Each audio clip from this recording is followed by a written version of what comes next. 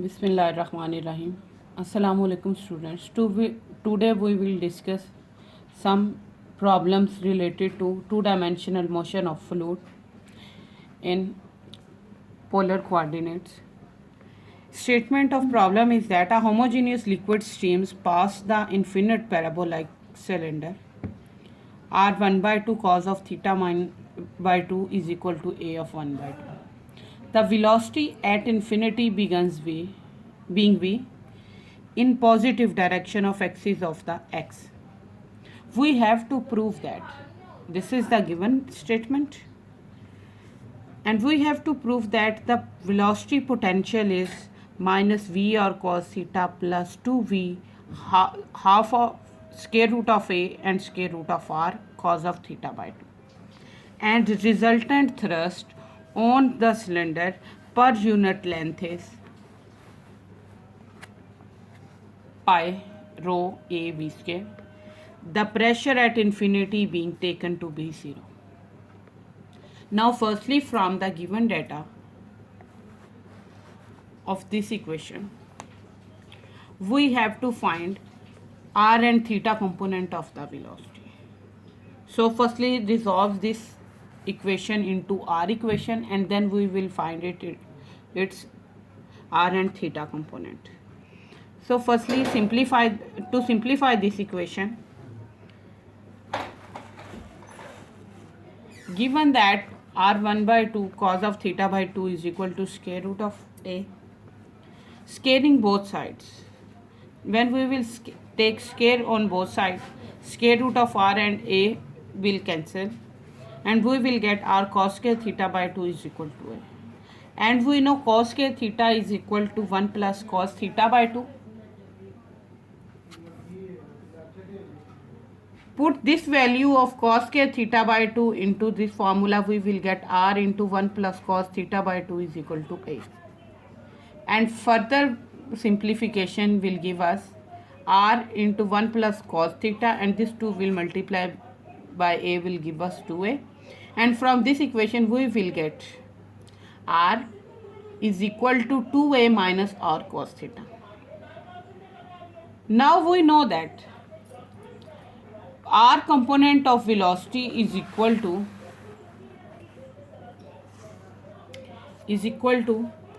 partial phi over partial r, or it is in psi function it is written as 1 over r partial psi over partial theta, and theta component of velocity is minus partial psi by partial r, or in term of phi it is equal to 1 over r partial phi by partial theta. As we have v is equal to partial phi by partial r, so take partial order derivative of the equation 1 that we have simplified. We will get partial phi is equal to v partial phi by partial r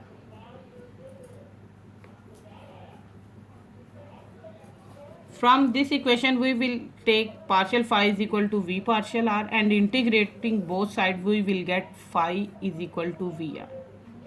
Use this phi is equal to vr into equation 1, that is r into 2a minus r cos theta. When we will put value of r here, we will get partial phi by v is equal to 2a minus r cos theta, and phi is equal to v into 2a minus r cos theta. Now multiply this v with both terms, we will get phi is equal to minus v or cos theta, and 2v a we have changing this way a into 1 by 2 and 1 by 2 converted into 2 square roots, because we know that x is equal to x square, that is equal to 2 times square root of x. So we have converted this a into a square root and a square root. Now we know that it is given that a square root is equal to square root r cos theta by 2. So this term will become minus V or cos theta plus 2 square root AV as it is, and this square root A will change with the given equation, that is R1 by 2 cos theta by 2, which is velocity potential. Because firstly we have to find out velocity potential. After finding out velocity potential, we have to show that the thrust value is equal to the given value. The resultant thrust on cylinder is equal to 0 to pi by 2. Thrust is equal to pressure into distance, because thrust is the force that is applicable by the fluid or liquid. So pressure is equal to force per unit area, as pressure is equal to force per unit area, and from there force is equal to pressure into area. Here pressure is P and area is ds. So when we will convert it into polar coordinate, ds is equal to r d theta. We know that arc length is equal to radius into angle. Length of arc is equal to radius into angle subtended by the vector. Here L is ds, R is A, and angle is d theta. For small portion, if area is small, then subtended angle will be small, so we write it d theta, and we will put ds is equal to a d theta. By using Bernoulli's equation, it is clear that we have to find its thrust at infinity as well. So at center will equal to at infinity. So P1 over rho 1 plus half Q1 square plus GH1 is equal to P2 over rho 2 plus half Q2 square plus GH2.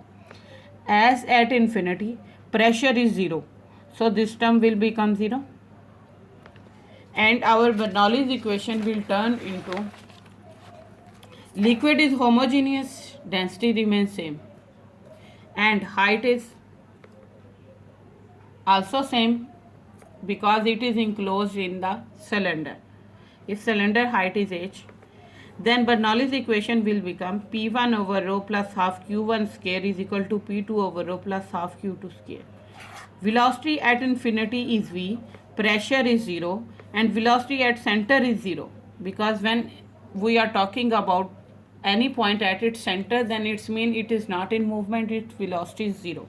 So this term will become 0 and this P2 term will become 0, and we will get P1 over rho is equal to half V square.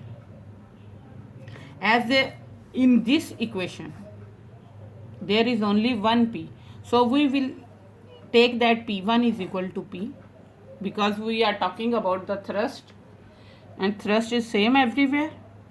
So we will write this P is equal to 1 by 2 rho V square. Put this value of P into thrust formula, we will get that 0 to pi by 2, 0 to pi by 2, here value of P into AD theta, and equation will become 0 to pi by 2, 0 to 2 pi, 1 by 2 rho V square, that is value of pressure, AD theta. 1 by 2 is constant, rho is constant, V square is constant, A is constant, so we'll write at outside the integral, and integral of d theta is theta. From 0 to 2 pi we will put these upper limit minus lower limit. So upper limit minus lower limit will give us 2 pi. This 2 will cancel with 2 and we will get rho V square A pi. That is thrust. We have to prove that if a homogeneous liquid is enclosed is in parabolic cylinder form, its velocity is positive, then velocity potential will be this, and thrust applying by the fluid on the cylinder will be this.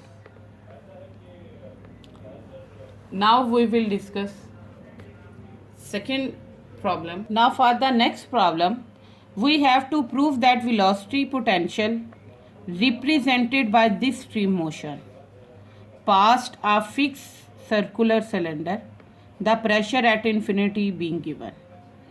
We have to calculate resultant fluid action per unit length on half of cylinder lying on one side of plane through the axis and parallel to the stream.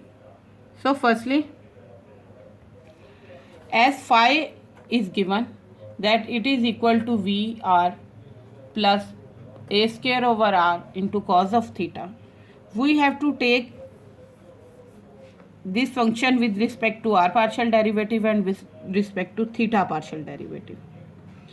When we will take with respect to r partial derivative, we will get that v will remain as it is, derivative of r is 1 plus a square as it is, and derivative of 1 over r is equal to minus 1 over r square.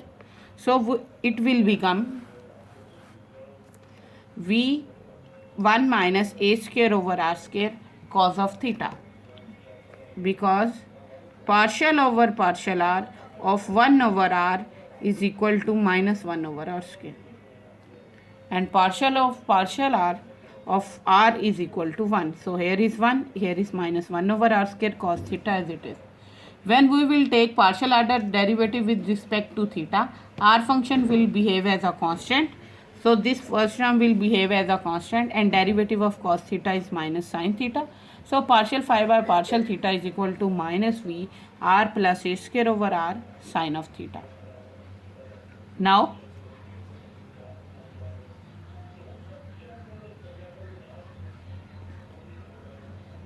as we have to find velocity potential, and we know partial phi by partial theta, partial psi by partial theta is equal to r partial phi by partial r. So we will multiply this partial phi by partial r with r, and we will get value of partial phi by partial theta. From here we will get partial phi is equal to this term multiplied by partial theta. Now take integral both sides, we will get phi is equal to VR 1 minus a square over r square cos, integration of cos theta will become sin theta. At this step we have to integrate both sides. By integrating both sides, integration of partial phi will equal to psi, and this is constant will remain as it is, and integration of cos theta partial theta will equal to sin theta, because integration of cos theta is sin theta.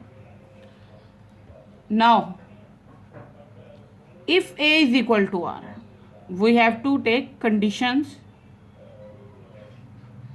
that if a is equal to r, then we will see that psi is equal to 0, because 1 minus 1 term will cancel each other and we will get psi is equal to 0. This will show that solution represent flow past a circular cylinder of radius a, because a is representing radius of the cylinder. But if r is equal to infinity, then a square over infinity will be 0,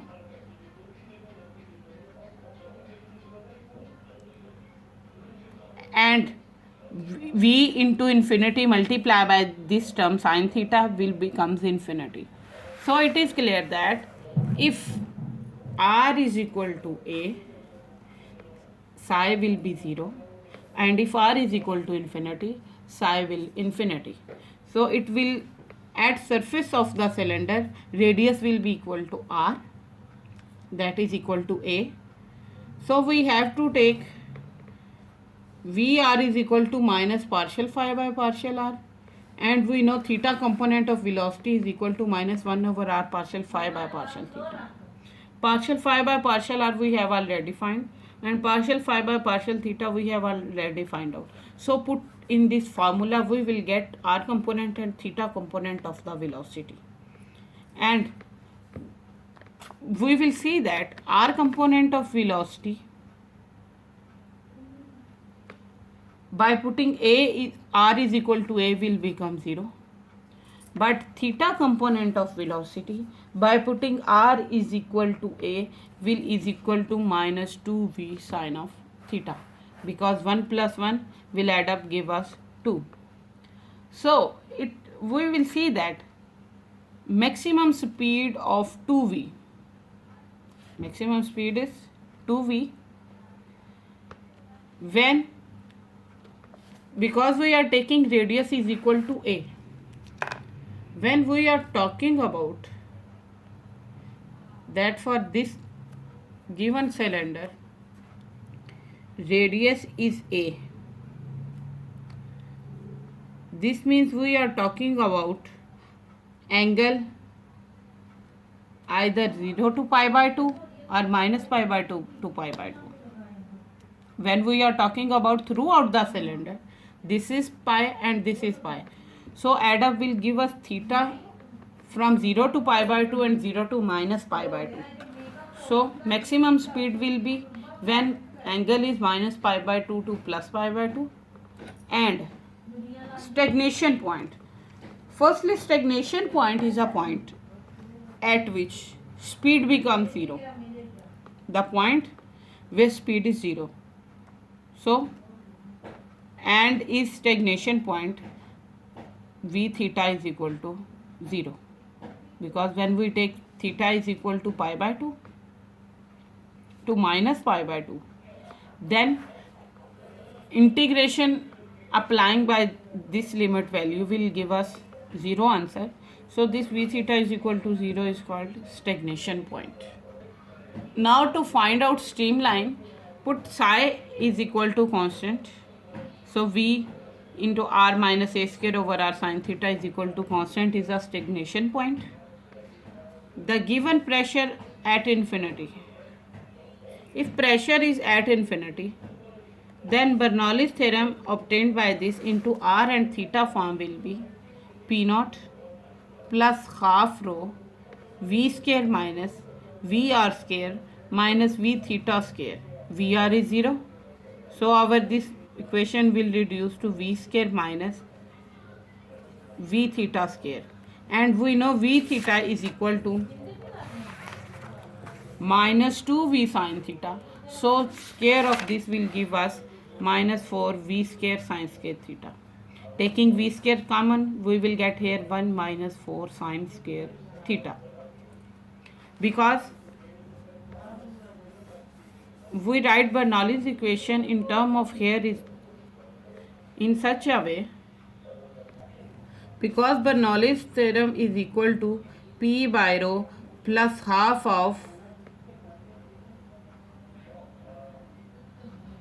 q square plus rho gh is equal to constant. So from this formula, when we are talking about only at infinity we take height is equal to 0. Height is fixed, so it is equal to 0. So this will reduce to P by rho plus half of q square is equal to constant. And then multiply equation with rho, we will get P plus half of rho q square is equal to constant. Now q is the velocity, and velocity component here are, velocity is v square with this r component and theta component.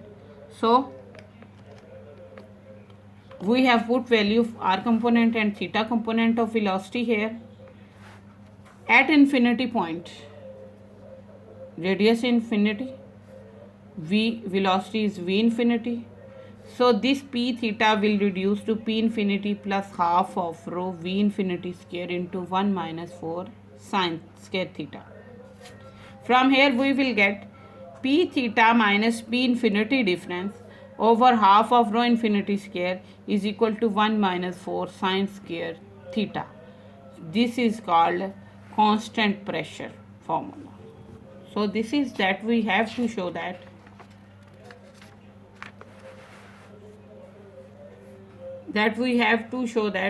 this velocity represent velocity potential, of streamline, and pressure at infinity we have to find, and calculate resultant fluid action per unit length on half of the cylinder of one side. So we have find out velocity potential in term of psi. We have represent that solution shows flow past a circular cylinder of radius a. We have calculate maximum speed of the fluid at angle from stagnation point.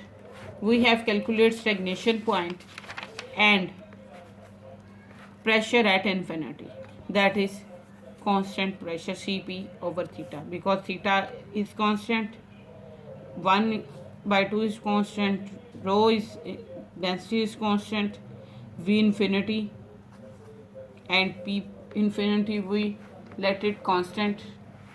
So this is throughout the constant. So we say that pressure is constant at infinity. And that's all about today's lecture.